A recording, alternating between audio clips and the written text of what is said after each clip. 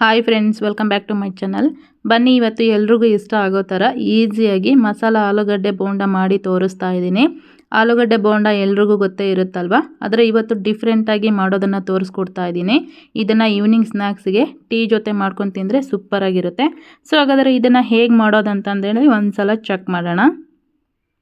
ಮೊದಲನೇದಾಗಿ ನಾನಿಲ್ಲಿ ಆಲೂಗಡ್ಡೆ ಬೋಂಡ ಮಾಡೋದಕ್ಕೆ ಒಂದು ಪಾತ್ರೆಗೆ ಸ್ವಲ್ಪ ನೀರು ಹಾಕ್ಬಿಟ್ಟು ಅದನ್ನು ಬಿಸಿ ಆಗೋದಕ್ಕೆ ಇಟ್ಟಿದ್ದೆ. ಒಂದು 5 ಆಲೂಗಡ್ಡೆನೇ ಈ ರೀತಿ ಸಿಪ್ಪೆ ತೆಗೆದುಬಿಟ್ಟು ಒಂದೆರಡು ಸಲ ತೊಳೆದು ಇದೇ ಪಾತ್ರೆಯಲ್ಲೇ ಸೇರಿಸ್ಕೊಂಡಿದ್ದೀನಿ. ಹಾಗೆಯೇ ಅದ್ರ ಜೊತೆಗೇ 1 ಚಮಚ ಉಪ್ಪು ಸಮೇತ ಹಾಕಿದ್ದೀನಿ. ಆಲೂಗಡ್ಡೆನ ಸ್ವಲ್ಪ ಮೆತ್ತಗಾಗೋವರೆಗೂ ಅಂದರೆ ಒಂದು 20 ನಿಮಿಷ ನಾನು ಅದನ್ನು ಬೇಯೋದಕ್ಕೆ ಬಿಡ್ತಾ ಇದ್ದೀನಿ.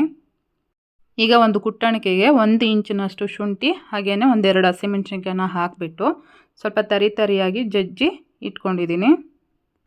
ಈಗ ಆಲ್ರೆಡಿ ಆಲೂಗಡ್ಡೆ ಬೆಂದಿದೆ, ಅದನ್ನು ಸ್ವಲ್ಪ ತಣ್ಣಗಾಗೋದಕ್ಕೆ ಬಿಟ್ಟಿದ್ದೀನಿ.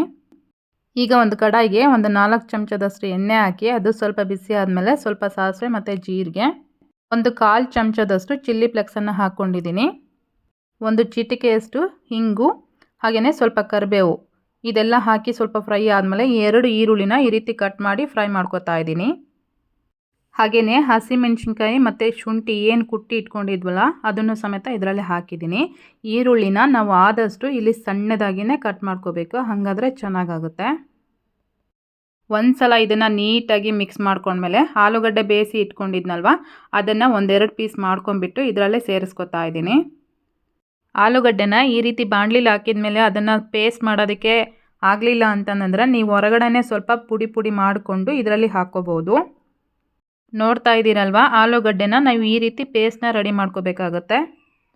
ಈಗ ಕೊನೆಯದಾಗಿ ನಾನು ಇದಕ್ಕೆ ಸ್ವಲ್ಪ ಕೊತ್ತಂಬರಿ ಸೊಪ್ಪು ಹಾಕ್ಬಿಟ್ಟು ಒಂದು ಸಲ ಇದನ್ನು ನೀಟಾಗಿ ಮಿಕ್ಸ್ ಮಾಡ್ಕೊಳ್ತೀನಿ. ಆಲೂಗಡ್ಡೆ ಬೋಂಡ ಅಂದರೆ ಯಾವಾಗಲೂ ಒಂದೇ ಥರ ಮಾಡ್ತಾ ಇರ್ತೀವಲ್ವ, ಅಂದರೆ ಅದನ್ನು ಕಟ್ ಮಾಡಿ ಸ್ಲೈಸ್ ಮಾಡಿ ಮಾಡ್ತಾ ಇರ್ತೀವಲ್ವ. ಸೊ ಡಿಫ್ರೆಂಟಾಗಿ ಈ ಥರನೇ ಒಂದು ಸಲ ಟ್ರೈ ಮಾಡಿ, ಎಲ್ರಿಗೂ ತುಂಬಾ ಇಷ್ಟ ಆಗುತ್ತೆ. ಈಗ ಆಲೂಗಡ್ಡೆ ಪೇಸ್ಟ್ ಎಲ್ಲ ರೆಡಿ ಆಯಿತು. ಅಷ್ಟರಲ್ಲಿ ಕಡಲೆ ಹಿಟ್ಟನ್ನು ಕಲಸಿಟ್ಕೊಳ್ಳೋಣ. ಒಂದು ಬೌಲ್ಗೆ 1.5 ಕಪ್ನಷ್ಟು ಕಡಲೆ ಹಿಟ್ಟು ಹಾಗೆಯೇ 1/4 ಚಮಚ ಅರಿಶಿನ ಪುಡಿ, 1/4 ಚಮಚ ಅಜ್ವಾನ, 1 ಚಿಟಿಕೆ ಸೋಡಾ, ರುಚಿಗೆ ತಕ್ಕಷ್ಟು ಉಪ್ಪು, 1 ಚಮಚ ಅಕ್ಕಿ ಹಿಟ್ಟನ್ನು ಹಾಕ್ಕೊಂಡಿದ್ದೀನಿ. ಅಜ್ವಾನ ಹಾಕೋದ್ರಿಂದ ಜೀರ್ಣಕ್ರಿಯೆ ಚೆನ್ನಾಗಾಗುತ್ತೆ ಅಂತಂದೇಳಿ ಇದನ್ನು ನೀರು ಹಾಕ್ದೇ ಒಂದು ಸಲ ಚೆನ್ನಾಗಿ ಮಿಕ್ಸ್ ಮಾಡ್ಕೊಳ್ಳೋಣ. ಈ ಥರ ಮಿಕ್ಸ್ ಮಾಡ್ಕೊಂಡ್ಮೇಲೆ ಸ್ವಲ್ಪನೇ ನೀರು ಹಾಕ್ಬಿಟ್ಟು ನಾವು ಕಡಲೆ ಹಿಟ್ಟನ್ನು ರೆಡಿ ಮಾಡ್ಕೋಬೇಕಾಗತ್ತೆ. ಒಂದೇ ಸಲ ನೀರು ಹಾಕಿ ಮಿಕ್ಸ್ ಮಾಡ್ಕೊಳ್ಳೋದಕ್ಕಿಂತ ಈ ರೀತಿ ಸ್ವಲ್ಪ ನೀರು ಹಾಕ್ಕೊಂಡು ಮಿಕ್ಸ್ ಮಾಡಿಕೊಂಡ್ರೆ ಚೆನ್ನಾಗಾಗುತ್ತೆ. ನೋಡ್ತಾ ಇದ್ದೀರಲ್ವ, ಹಿಟ್ಟು ಈ ಅದಕ್ಕೆ ನಾನು ಕಲಿಸ್ಕೊಂಡಿದ್ದೀನಿ. ತುಂಬ ತೆಳುವಾಗೋದು ಬೇಡ, ಹಾಗೆಯೇ ತುಂಬ ಗಟ್ಟಿ ಕಲಿಸ್ಕೊಳ್ಳೋದು ಬೇಡ, ಈ ಅದಕ್ಕೆ ಕಲಿಸ್ಕೊಂಡ್ರೆ ಸಾಕಾಗುತ್ತೆ. ಕಡಲೆ ಹಿಟ್ಟನ್ನು ಈ ರೀತಿ ಮಿಕ್ಸ್ ಮಾಡ್ಕೊಂಡ್ಮೇಲೆ ಅಂದರೆ ಕಲಸಿಟ್ಮೇಲೆ ಒಂದು 10 ನಿಮಿಷ ನಾನು ಅದನ್ನು ನೆನೆಯೋದಕ್ಕೆ ಬಿಡ್ತಾ ಇದ್ದೀನಿ.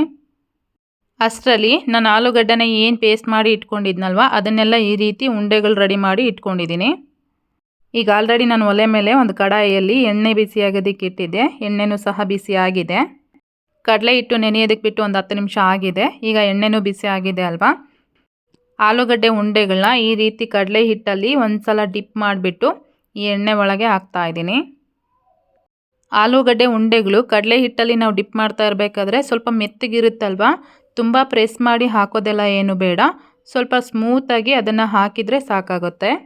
ನಿಮಗೆ ಈ ರೀತಿ ಕೈಯಿಂದ ಕಡಲೆ ಹಿಟ್ಟಲ್ಲಿ ಡಿಪ್ ಮಾಡಿ ಹಾಕೋಕ್ಕಾಗಲಿಲ್ಲ ಅಂತಂದರೆ ಆಲೂಗಡ್ಡೆ ಬೋಂಡನ ಕಡಲೆ ಹಿಟ್ಟಲ್ಲಿ ಹಾಕಿ 1 ಸ್ಪೂನ್ ಸಹಾಯದಿಂದ ನೀವು ಅದರಲ್ಲಿ ಡಿಪ್ ಮಾಡಿ ಈ ರೀತಿ ಎಣ್ಣೆ ಒಳಗೆ ಹಾಕ್ಬೋದು.